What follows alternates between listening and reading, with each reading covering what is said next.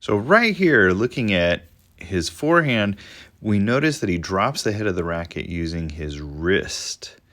And he's using a semi-western grip.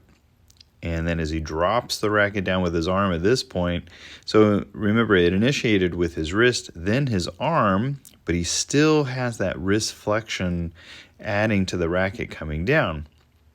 And there he is going into a strike. So Cody and I got out onto the court, and now I'm using an Eastern grip. So I'm not starting off in the semi-Western where I've got the racket high. And to get to that second point, I have to start the racket low.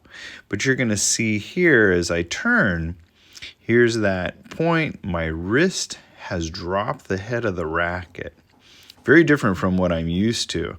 But what I found is that it really added a snap into the ball. And even with an Eastern grip, I was able to get a greater amount of pop and topspin that I found myself not capable of doing without it. It was an interesting experiment that we played with.